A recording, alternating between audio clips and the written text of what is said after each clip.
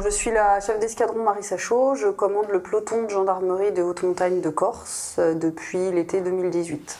Encore les impacts qui sont, c'est marqué dans la loi, les impacts à quelques moments. Un petit accident tout bête, elle traverse un passage à gué. Le rocher est humide, le pied glisse et elle se luxe le genou.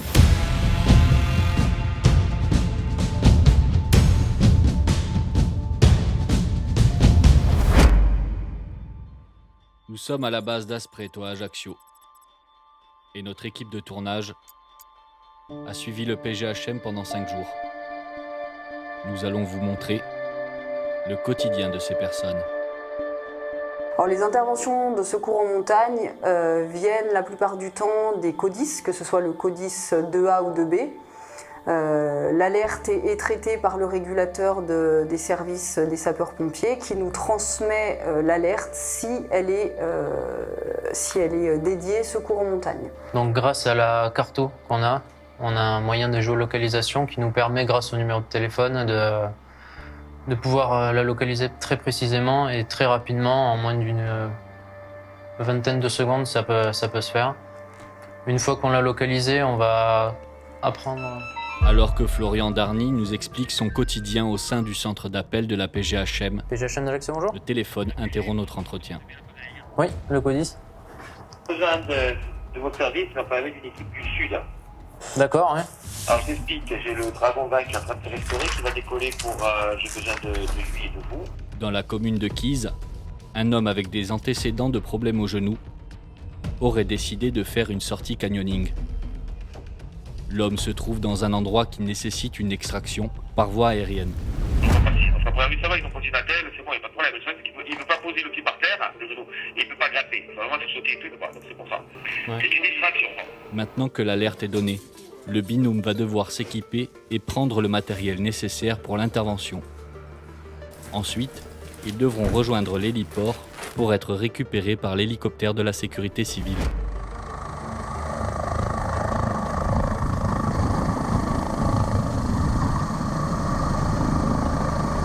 Cet hélicoptère du nom de Dragon 2A est basé à Ajaccio.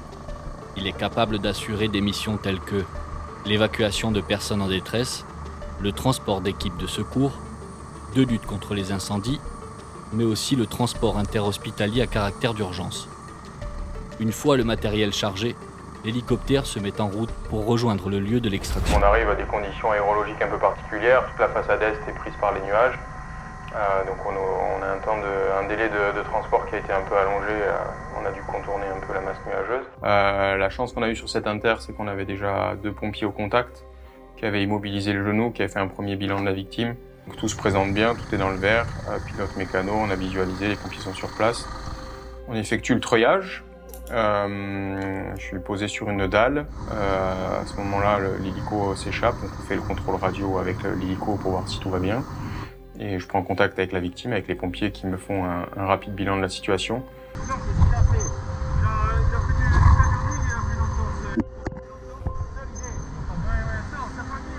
Donc on met le dispositif de culotte en place sur la victime, on recheck tout.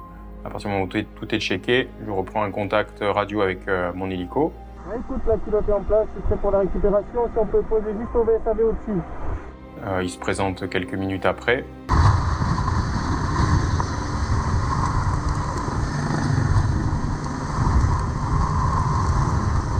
On est récupéré, on remonte une trentaine de mètres et le mode opératoire qu'on avait ici utilisé, c'est de reposer directement la victime au véhicule des pompiers pour gagner du temps, nous. Et comme ça, comme c'est une petite pathologie, elle va être transportée par les pompiers directement à l'hôpital le plus proche pour faire des radios, un bilan complémentaire. Voilà, il n'y avait pas grand-chose.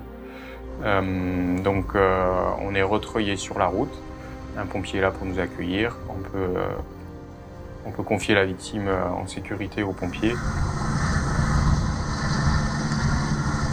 Moi, donc, je suis récupéré par l'hélico et retour sur la base à Ajaccio une vingtaine de minutes plus tard. Tandis que le binôme rentre de sa première intervention, un homme aurait fait une chute d'une dizaine de mètres. L'homme aurait chuté de la citadelle d'Ajaccio. Nous retrouvons Jean-Christophe Reims en communication avec le témoin. Bonjour monsieur, je vous appelle, je me promène dans Ajaccio là et Oui. j'ai l'impression qu'il y a un mec qui est tombé là, il est au pied d'un mur et j'ai l'impression qu'il est tombé. Au pied d'un mur. Quel niveau, s'il vous plaît? L'homme aurait tenté d'escalader la façade est de la citadelle et aurait chuté. La personne, elle vous répond ou pas, la victime? Monsieur? Monsieur? Oui. Le témoin sur place affirme que la victime est consciente. D'accord. Et il peut vous dire au niveau de ses blessures ce qu'il a? Ouais. Monsieur, qu'est-ce que vous avez? L'homme aurait atrocement mal au dos. Il serait incapable de savoir s'il a perdu connaissance. On va arriver avec une équipe de secours, donc vous restez sur place. Et du coup, n'essayez pas de descendre, hein, si vous n'allez pas faire un suraccident. Restez sur votre position et puis dès qu'on arrive, vous signalez. Ok, Très bien. ça marche. Allez, bah tout de suite. Merci, ça marche. Jean-Christophe et Mathieu doivent traverser la ville au plus vite pour rejoindre la victime. Une autre équipe vont les rejoindre sur place.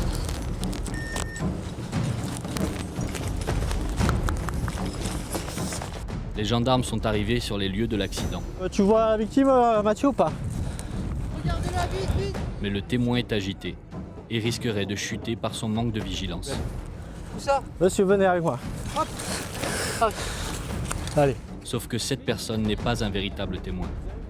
Car cette intervention est un exercice d'entraînement pour former Jean-Christophe à devenir chef de caravane. Mathieu, du coup, tu descends directement. Il faut que j'aille ailleurs.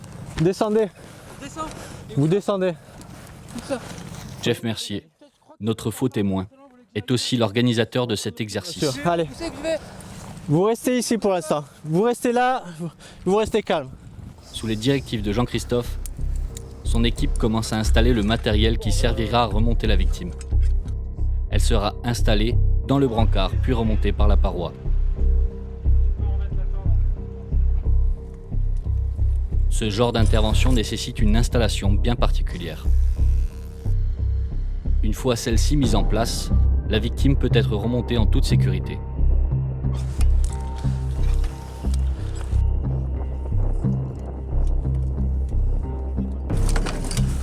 Posez-le là, nickel. Une fois la victime sécurisée, l'équipe va pouvoir débriefer sur le déroulé de la mission. Là, effectivement, on peut. Vous arrivez, le gars qui est un peu hystérique, bah c'est normal, il a vu un mec tomber. Donc là, vraiment, faut le calmer, mais quand faut le calmer, c'est le mec, on le prend comme ça, quoi. T'as vu, il partait dans un sens, il partait dans l'autre. On ne sait pas ce qui peut se passer. Tu lui donnes la consigne, mais vous mettez un moment à vraiment physiquement le maîtriser. Alors que le gars, il va sur le bord. Ça c'est vraiment important, la prise en compte d'un mec. Les entraînements font partie intégrante du quotidien de ces hommes, qui doivent en permanence rester au meilleur de leur forme. Alors le peloton de gendarmerie de haute montagne est appelé pour l'ensemble des missions de secours en montagne. Donc c'est toutes les interventions de secours à personne qui ont lieu en milieu montagneux ou en tout cas en milieu inaccessible par voie carrossable. Ce peloton de gendarmerie est amené à couvrir l'intégralité du territoire corse. Justement, le PGHM vient de recevoir un appel d'un randonneur dont la femme se serait blessée lors d'une randonnée. Donc le monsieur, il appelle classiquement, il appelle le 112. Et donc à partir de là, l'alerte nous arrive. Donc nous, notre première mission, c'est déjà de localiser la personne.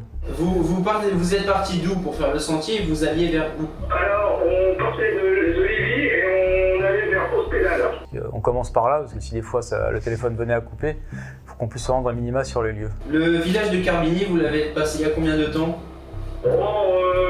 D'ici un quart d'heure. Certaines fois, on a un logiciel de géolocalisation qui est hyper efficace, qui marche bien. Malheureusement, suivant la couverture, ça marche des fois moins bien. Là, on est dans ce cas-là. Donc là, ça fait appel en fait à nos connaissances du terrain. On lui pose différentes questions sur l'environnement, sur les passages qu'elle a pu parcourir pendant sa randonnée. Et avec ces éléments-là, on a réussi à la localiser à plus ou moins une centaine de mètres. Le couple de randonneurs vient de passer Carbigne, un petit village de l'Alta Rocca. La victime serait sur un chemin de randonnée, reliant Lévis à l'Hospédal. Donc une fois qu'on a localisé la personne, on voit après avec le médecin. Parce que c'est lui qui décide bien évidemment s'il va nous accompagner ou pas. Ouais, PGHM, pompiers, médecins, SAMU, tout le monde. On va la chercher non médicalisée.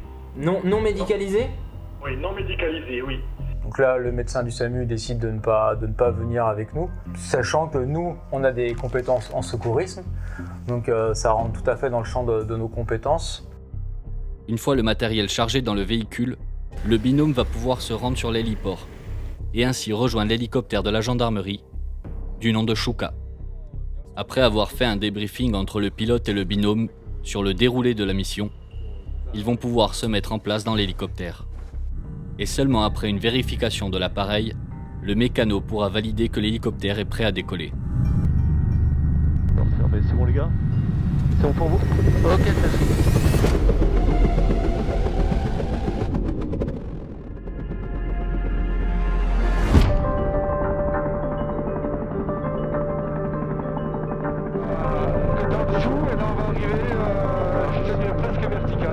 L'endroit veut que là, on ne peut pas faire d'appui patin, c'est-à-dire l'hélico ne peut pas se poser au sol pour nous déposer.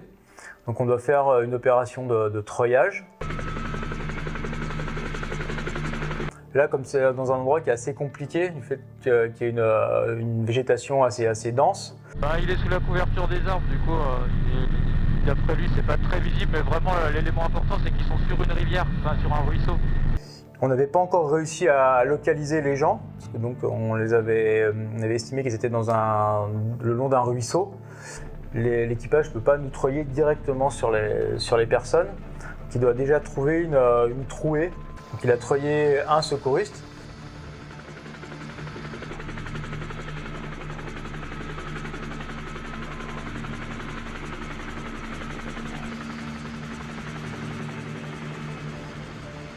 Donc là, quand on n'avait pas pu se faire poser à cause de la végétation, moi je me suis fait poser plutôt en aval et mon deuxième collègue a été déposé en amont.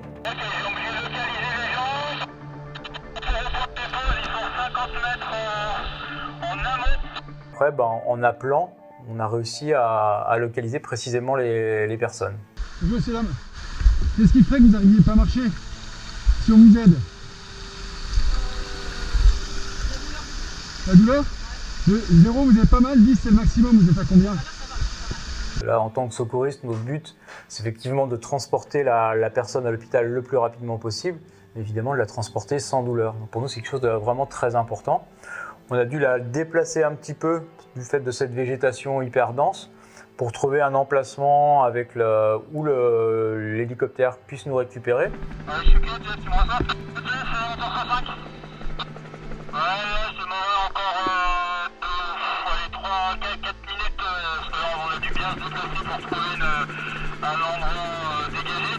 Donc là, dans la suite de l'opération, on a une discussion avec le pilote. Lui nous localise au sol et nous, on va se déplacer le long du sentier. Et quand le pilote estime que l'endroit est adéquat, alors on se prépare au treuillage. On doit conditionner la personne pour un hélitreuillage. C'est souvent, en fait, curieusement, les gens sont blessés, mais c'est le moment de l'hélitreuillage en fait, qui les marque le plus. Parce que là, il y a une autre peur qui peut s'installer, en fait, se retrouver pendu dans les airs, c'est quelque chose de très très naturel. Au moins, c'est un moment où ils vont oublier leur douleur, donc c'est pas plus mal. Et le faible niveau de douleur faisait qu'on pouvait envisager un treuillage plus simple. Donc on lui pose un baudrier de fortune et avec un secouriste, toujours à deux, en fait, on ne laisse jamais les gens remonter tout seuls. On est hélitreuillé, remonté par le câble dans l'hélicoptère qui après transporte la victime à Ajaccio à l'hôpital.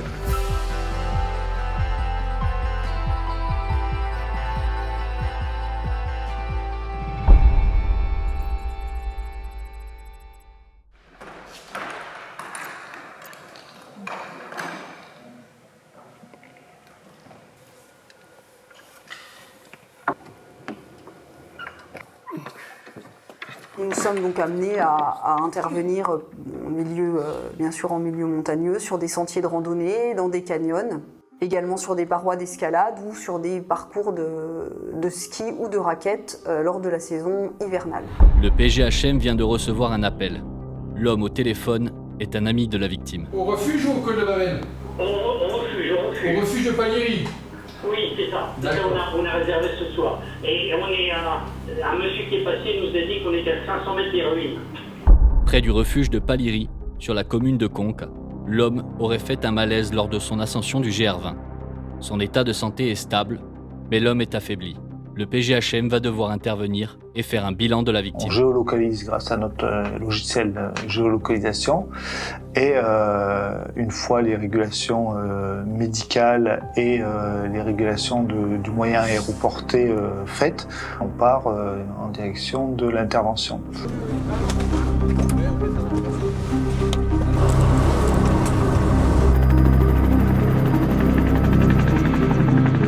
Après avoir effectué une reconnaissance des lieux, le pilote va pouvoir treuiller un gendarme à quelques mètres de la victime.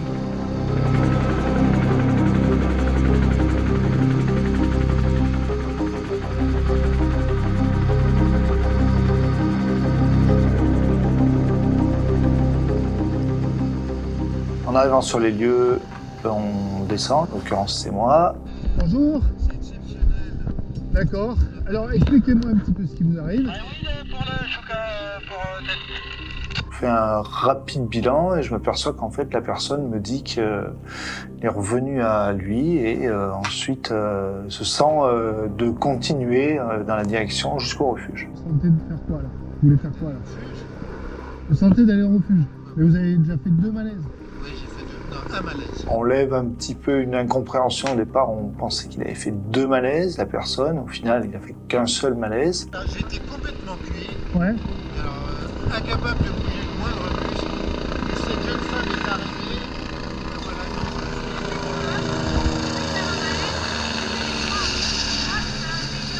D'accord. Il y a également un élément extérieur, c'est une réflexologue qui était par là, qui a fait des manipulations, qui apparemment ont marché sur la victime. Est-ce que vous avez des problèmes de santé?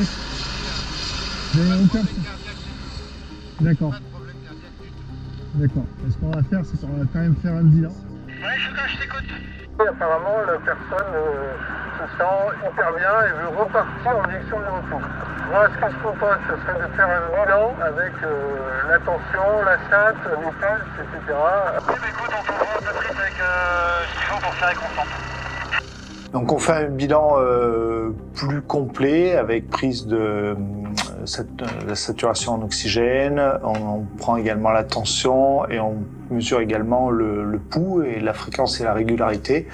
Et là au final on s'aperçoit que tout va bien au niveau de la personne. Pour nous, il n'y a pas de signe de gravité ou de signe inquiétant, on va dire plutôt, pour la reprise de la marche. Bon, on va vous laisser repartir, monsieur. Vous êtes très gentil. Par contre, allez-y mollo.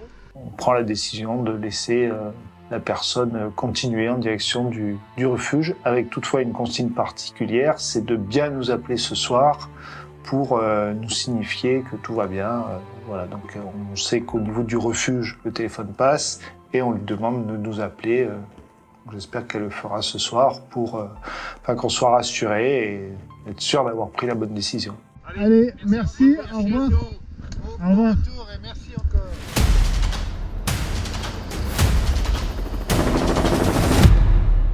Un homme d'une trentaine d'années qui s'est fait un traumatisme cheville. Donc on a été appelé à 16h30 pour un accident dans le canyon de la Vaca, sur la commune de Coens, dans le massif de Bavel. C'est dans la commune de Coens que l'accident a eu lieu.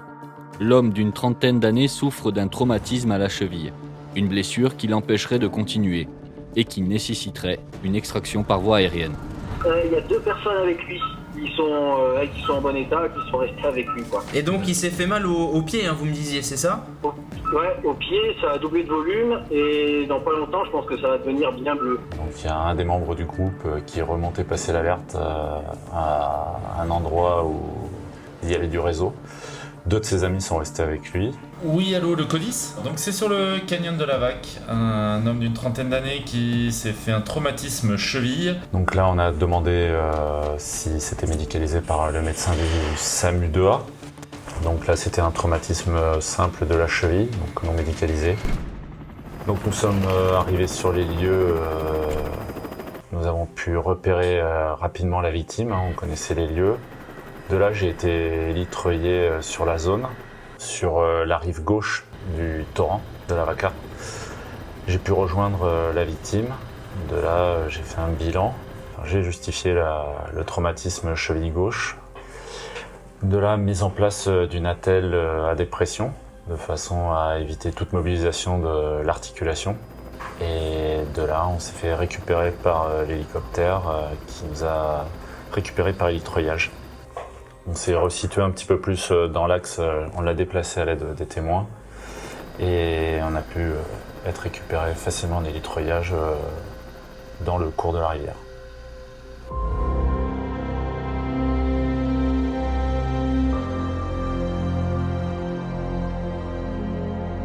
Des interventions comme celle-ci, pendant la haute saison, le PGHM de Corse est amené à effectuer en moyenne une dizaine de sauvetages par jour.